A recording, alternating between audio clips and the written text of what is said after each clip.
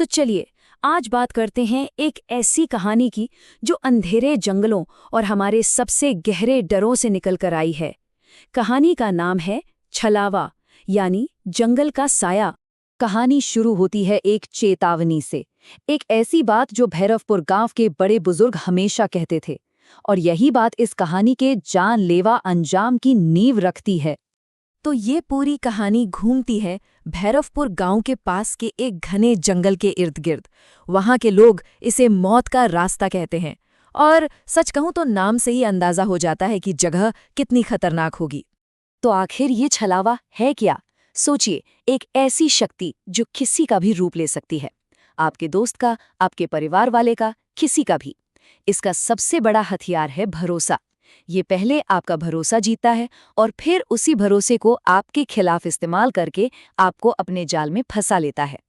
और इसी गांव में रहता था रवि, हमारी कहानी का मेन कैरेक्टर। उसकी दिक्कत क्या थी?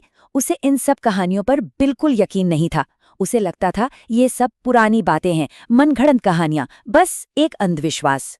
तो होता यूं है कि एक रात रवि और उसका दोस्त अमन बैठे बातें कर रहे थे, और तभी रात की खामोशी को चीरती हुई एक दर्दनाक चीख जंगल की तरफ से गूंजती है, और यहीं से उस खतरनाक सफर की शुरुआत होती है।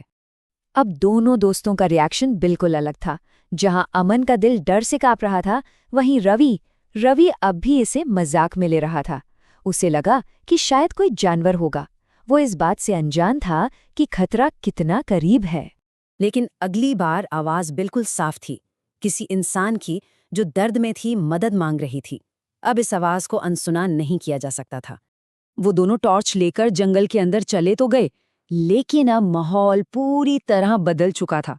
और जैसे जैसे वो अंदर जा रहे थे ना, जंगल और भी डरावना होता जा रहा था।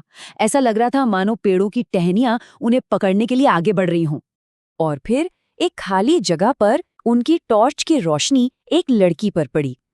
वो सफेद कपड़ों में थी, जमीन पर बैठी थी और रो रही थी। सोचिए, एक मासूम और असहाय लड़की, धोखा देने के लिए बुना गया एक परफेक्ट जाल। और यहीं से कहानी पूरी तरह पलट जाती है।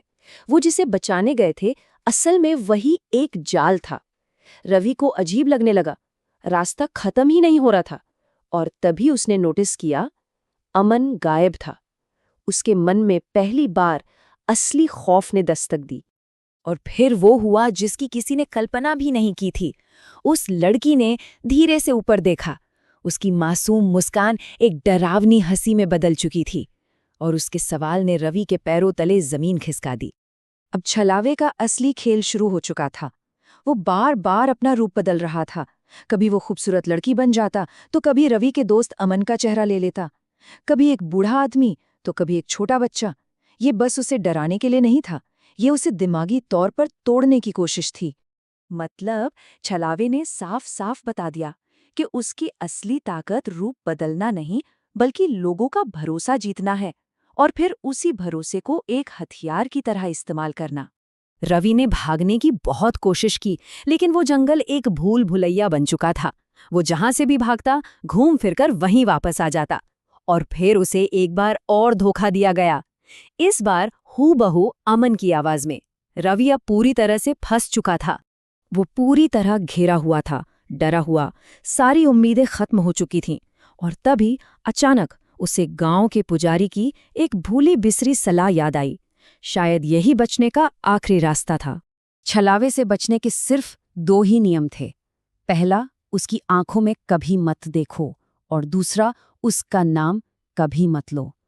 अब ये कोई भागदौड़ का खेल नहीं था, अब ये हिम्मत और इच्छा शक्ति की लड़ाई थी।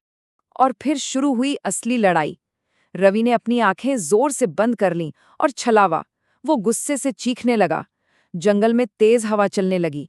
वो हर कोशिश कर रहा था कि रवि अपनी आंखें खोले और उसकी तरफ देखे। काफी देर तक यह सब चलता रहा, और फिर सब कुछ शांत हो गया। जब रवि ने हिम्मत करके आंखें खोलीं, तो वो जंगल के बाहर पड़ा था।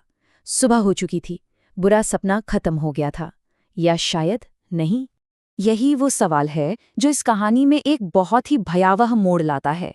क्या रवि वाकई उस रात बच पाया था? क्योंकि उस रात के बाद भैरवपुर में सब कुछ बदल गया।